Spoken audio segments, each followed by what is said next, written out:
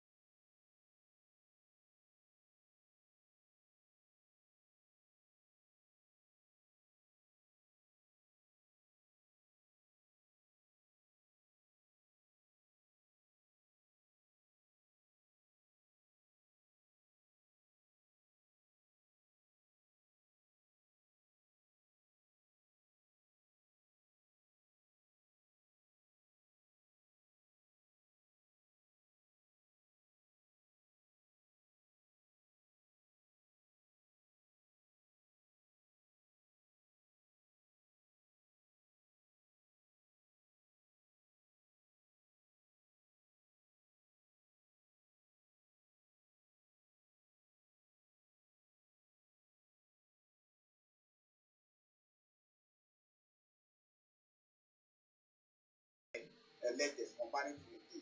I couldn't spell the D. I had to stand up on my desk, went, did something, came back. Before I could spell the word E. So you see, we can get to an exam of this can happen and we can go through. We use that to judge the student's performance and their ability in life. I want to take your opinion and invite time check from our studios is exactly 15 minutes past 11. Olayomi, good morning. A very good morning to you in the studio. Good morning, Frank, and a good morning to all our listeners from around the world. And let's say welcome again to the 10th of August 2021. It is Starr Radio UK. It is your finest African and Caribbean radio station in London. And this time around, as you know, we'll be taking you very close to Nigeria, to all the news happening back home, to all our viewers and listeners, because the beauty of technology is people can see us as we're speaking to them from different part of the globe. I say once again, welcome to Starr Radio UK. How are you doing this morning, yourself? How is the family? Well, the family is doing very well, as you know. Everyone is on holiday, so that means activities in the house increases, and the responsibility from those teachers is now to the parents that have to deal with it on a daily basis. And again, it's just something that you have to manage, especially when you still have the young ones that have to wake up, whatever time they believe that is early in the morning, which is about 4 o'clock sometimes or 5 in the morning, and then demanding that they need something to be drinking upstairs or downstairs. But again, we can only give thanks, which is the most important thing. But I'm here again, doing what we do best, telling our viewers exactly what is happening from different part of the globe. And I say good morning to you once again, to those of you that have joined us from different part of the globe, and those that have joined us from the different platform that we are streaming from as well. I say good morning and welcome to Starr Radio UK. Yeah, and before we even put the ball rolling, what's your reaction on this exercise?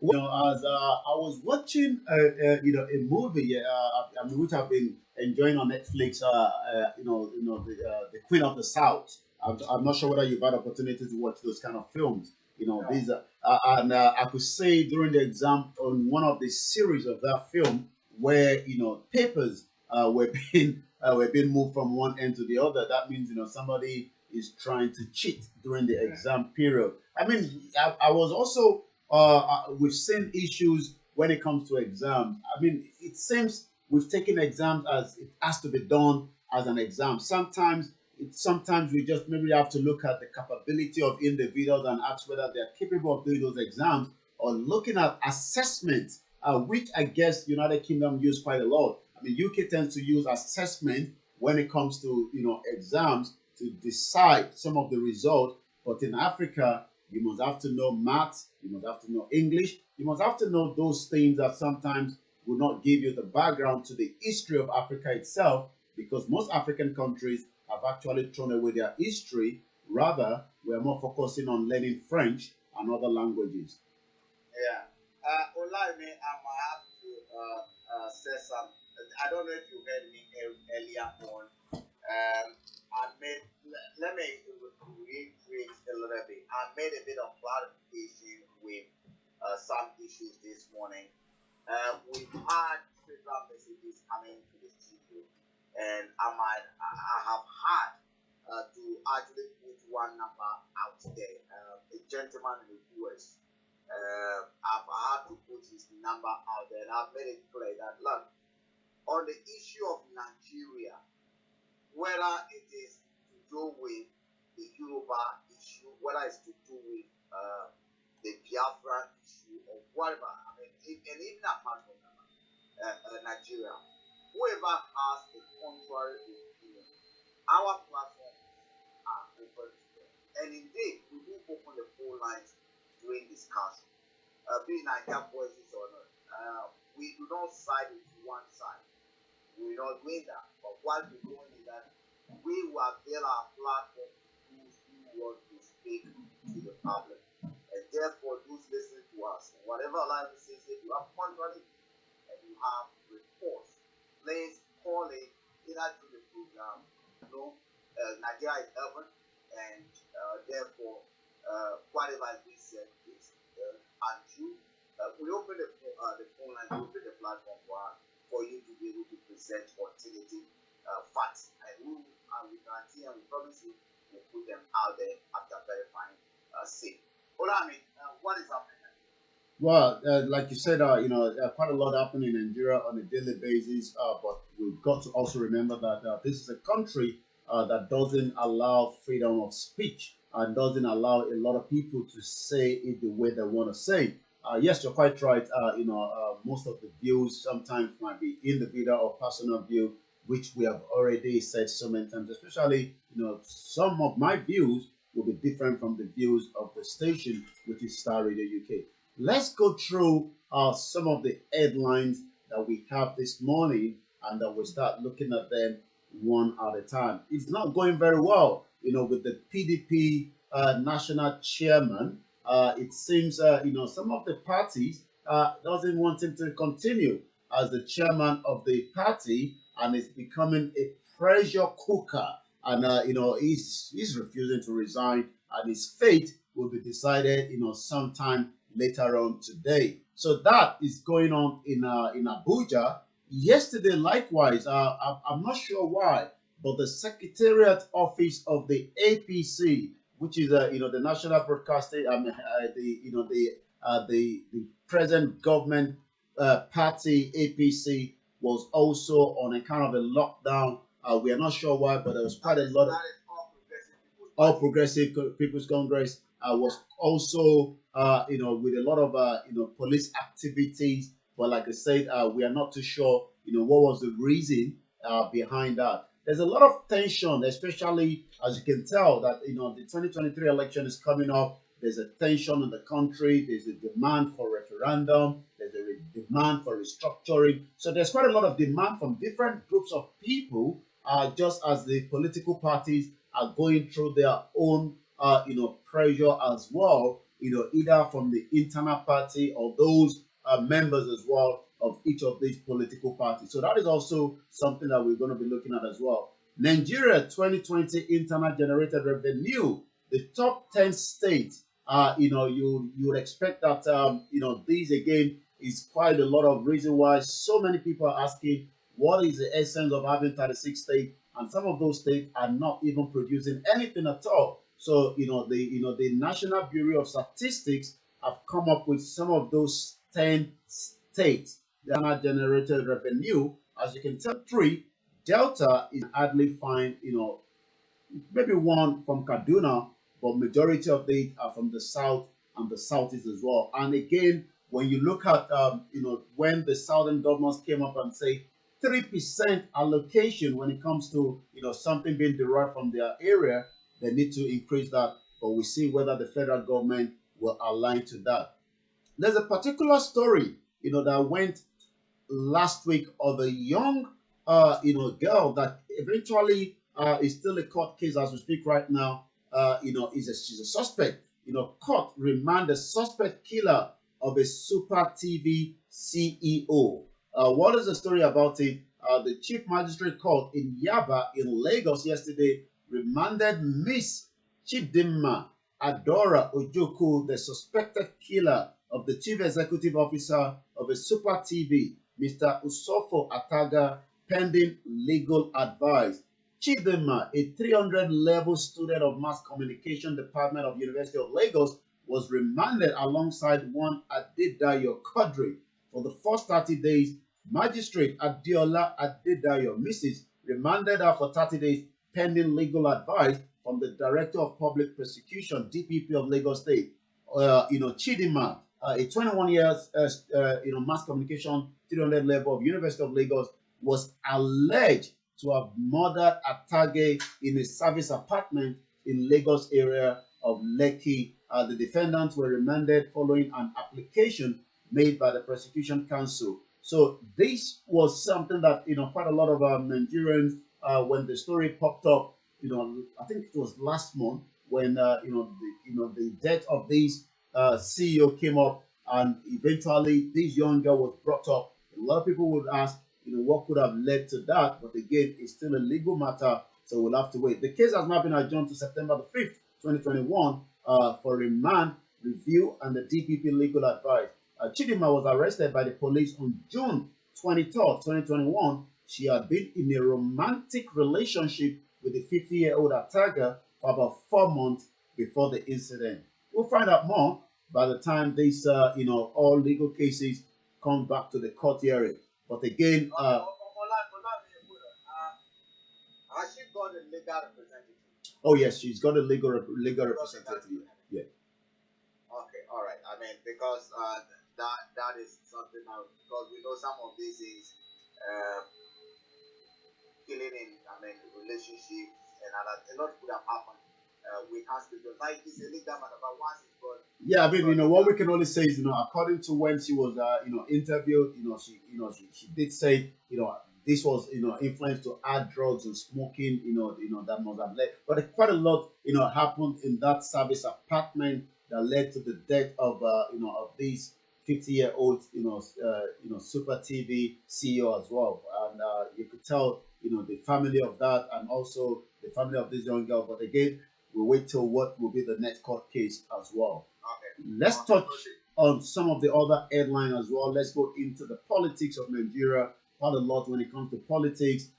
This morning, I was reviewing again the Nigerian 1999 Constitution, where quite a lot of people have made so much complaint about. While I was watching one of the former senator of the Federal Republic of Nigeria, criticizing the government for attacking, Chief Sunday Adeyemo Igboho, and likewise why so many Yorubas and the Biafra are demanding a total exit from Nigeria as well. Sanwo-Olu sustained APC winning Abbey. That is coming, from the headline on politics between Dari and DeLong beyond the Olympic politics. We remember that DeLong was also one former minister of sport until he was out. Then the new one came in, who is Mr. Sunday Dari, and we saw the whole saga that took place at the Olympic.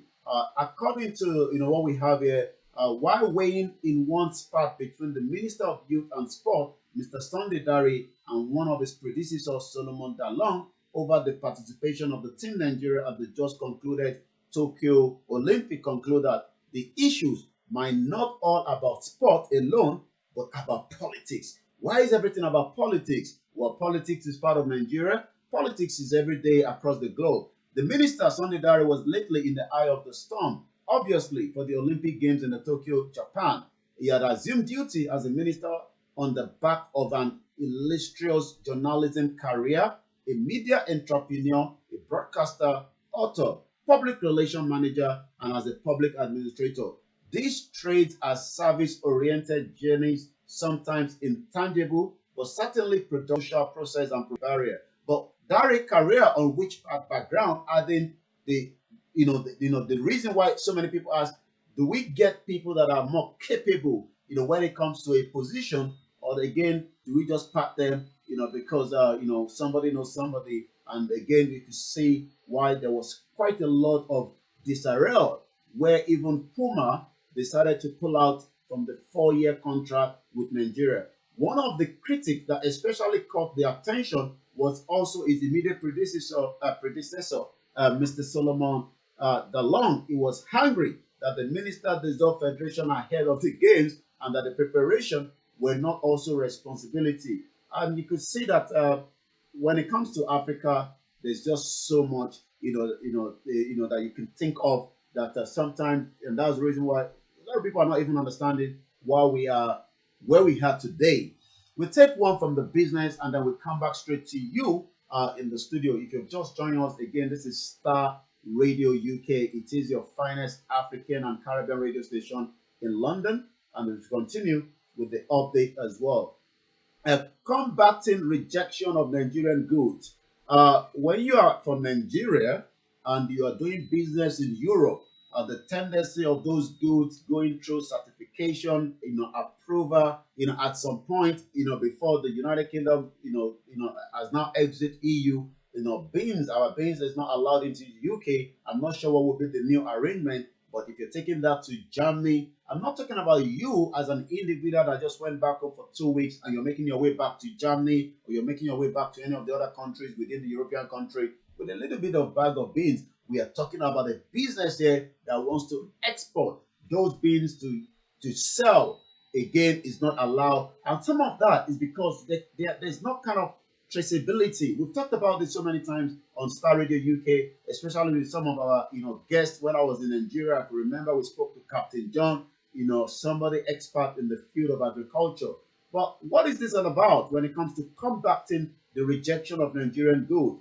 According to Gilbert, I like the Standard Organization of Nigeria standardization strategy to combat the rejection of Nigerian goods in the United States and the European Union, following the National Administration for Food, Drug Administration and Control, NAFDAC, outcry over the rejection of Nigerian products by United States and the European Union EU. The need to prioritize development of standards cannot be overemphasized. Over the years, Nigerian products have continued to face rejection at the global market on account of non-conformity to global best practice. Hence, the urgent need to maximize the Nigerian national standard strategy. I've been to Nigeria. I've seen that, if you're buying something in Nigeria, you cannot trace it back to wherever, that product is coming from. And especially when it comes to food intake, where European and America does not take any chances of what this product could affect, on their citizen in terms of the health implication of it. But in Nigeria, as long as you have something to eat, you bother less wherever it's coming from. Wow, wow. That's a concern that we all must focus on because what we consume inside is very, very important. Olayomi, there's one story over there about Asaba Mona in Sheldon with Archie over unpaid stipend. What is it? Can you give us a little bit more on that? Yes, we'll look into that as well. Once again, if you still join us, it is Starr Radio UK. It's coming up to 11:32 a.m. It is the 10th of August 2021. Asaba Monarch in a showdown with the local government over unpaid stipend. I got a call from one of our followers this morning saying it seems some of the other states, which I'm going to be touching on, are also not paying full salary. And one of the states that was mentioned is Ondo State, which again I've put that question to the members of the public and the reaction, which I'll be picking some of those notes as well. But from the information we have here, the Asagba of Asaba, Obichike Odozien, has announced the immediate suspension of all ties between the people of Asaba Traditional Kingdom and the authority of Oshime South Local Government Area with jurisdiction falls within Asaba, the Delta State capital. The Asaba monarch also announced the immediate repossession of all property, including commercial facilities and buildings in trust by Oshime South Local Government Council. If you understand, most of the traditional ruler in Nigeria are under the local government, and that means local government tends to manage our traditional rulers. Wow. Because once we transition to democracy and accepted democracy, the local government system take precedence over the traditional system. Yes, they do have to work hand in hand because they all have rules to play, but the democracy act of the constitution supersedes any other bylaws that will or might be existing or might be happening, enacted by the local authority, by the traditional authority. And just before you go further, and why this was coming up was, according to the secretary to the Palace of Asagba of Asaba, Chief Patrick Indele, stated that the decision to put in hold existing social and economic relation with the local government council was a last resort action prompted by a refusal of the council to release to the traditional ruler council headed by Asagba of Asaba of the 5% monthly allocation from the federation account for more than 2 years. As you can see, money is involved here. I think they should proceed to court on that because at the end of the day, if we have a standing or the law makes it clear that 5% of what is allocated should be given to the traditional, because they also have rules to play. And for 2 years that has not happened. I think the traditional authorities should proceed to court. I think that's what needs to be done. They should proceed to court to seek their share for the child. Yes, you're quite right. According to member of the Council of the Chief, Professor Efefene Azenge, Senior Advocate of Nigeria, insisted that the issue before the court was about the staff of office and due recognition given by the state government to another traditional ruler in the locality, saying that the issue of non-remittancy of the said stipend had absolutely no litigation string attached. So basically what we're looking at that the governor is trying to use their power to organize another chief in the area. Yes. These are conflicts. Those are areas that you should not go to. It's not your duty to go and be installing and distilling it. Now, Olayomi, let's come to this IPOP. There's something doing with it, IPOP camp. They made an announcement 2 weeks ago that they were going to go on what they call the sit-down strike. They weren't going to work and all those things. And then 3 days ago, was not 3 days or 4 days ago, we had a counter statement coming from I've forgotten the name, but I think the junior brother of Nnamdi Kanu, yeah. Where we were told that look, because on the 19th of this month, there's going to be an exam, and therefore that will not work. The sit-down strike was not going to work. Then 24 hours later, another counter from one of the leadership of the group saying that look, we're pressing ahead with our sit-down strike. It's in that house is a good divided. What is up? Well, you're quite right. When you look at, since Nnamdi Kanu has been kidnapped from Kenya by the Nigerian government, for almost some days now or weeks, quite a lot is, might sometimes, have impact on, being taken away. Yes, they have, other members and they have their mode of oppression, if you might want to put it that way. And I've been following them, since Nnamdi Kanu and prior to that as well. But yes, on the 8th of August, IPOP suspend sit down at home was the headline that popped up, and the reason for that was IPOP, schedule that was meant to commence yesterday because of the National Examination Council that was coming up for the junior secondary school, which again you would have expected that it is very well okay to allow students to participate, because if there's a total shutdown, vehicular movement is not moving in the state, then how do you get the student to the school and the teachers as well? That was issued, and in just about few hours, there was still, other people that says that will go ahead as planned.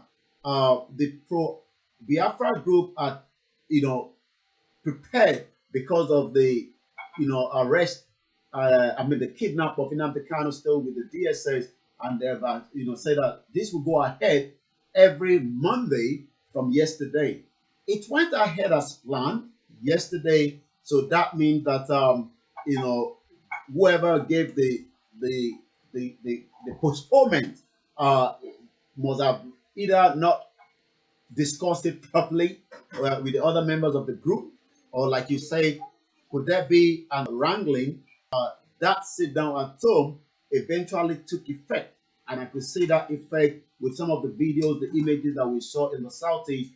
That not only sit down at home, even the bankers and the banks were shut down as well.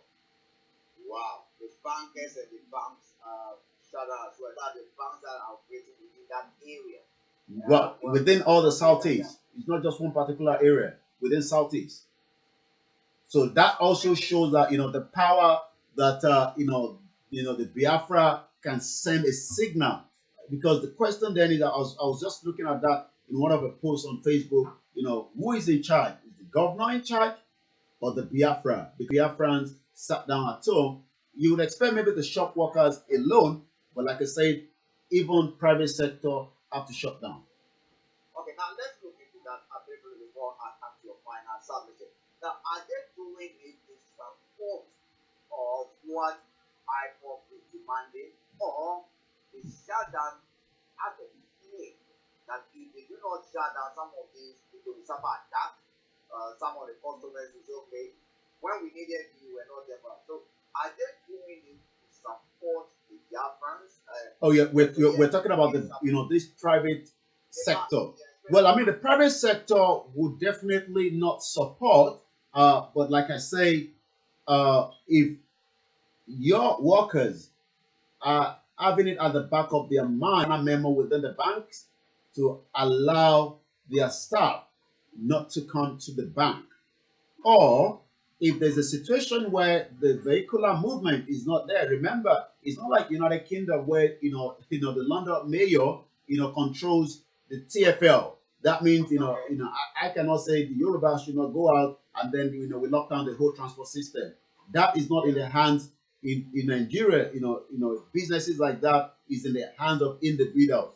So it's a kind of a mixed bag. But again, yes, we might have some of the bankers, some of those private sector in support, but might not say it out.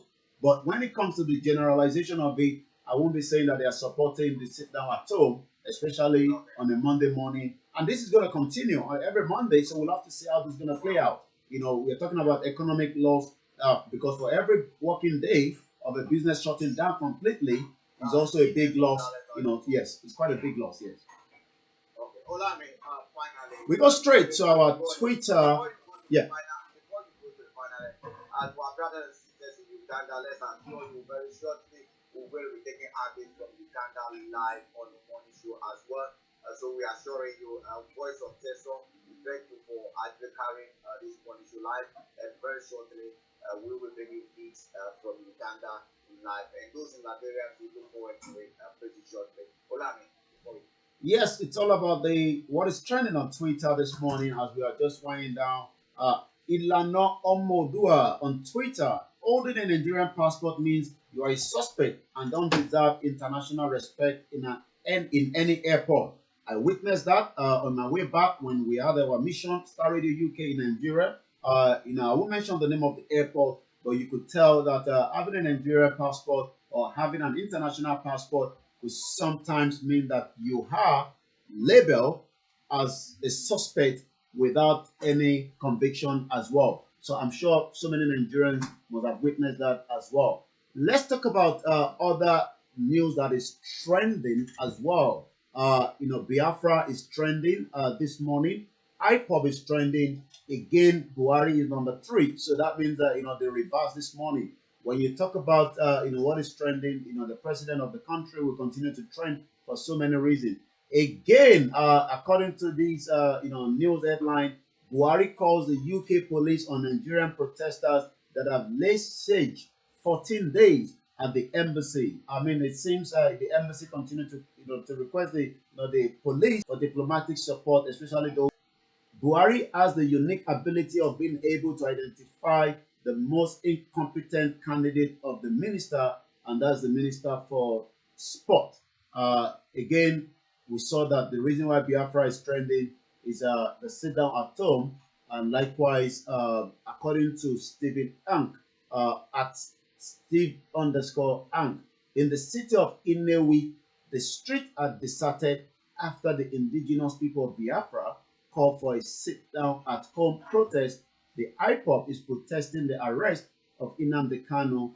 Hashtag Nigeria ranks 102 out of 104 countries on the Chanda International 2021 Good Government Index. Not a very good one when it comes to another list of what Nigeria is, especially also as the number one capital poverty of the world. Number three, Global Terrorism Index in the world. It is Starr Radio UK, and this is where we draw the curtain. 11:45, 10th of August 2021. Remember to download our apps on iOS and Android, where you can get the best out of us. But don't go anywhere, and you still have Frank there that will take you through the remaining segment of today's program.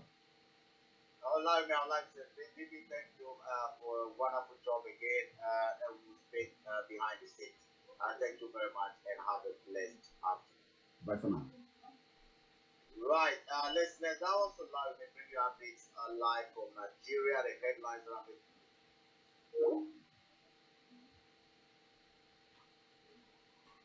Well, thank you very much. Those of you watching, we'll be back again same time. Bye for now.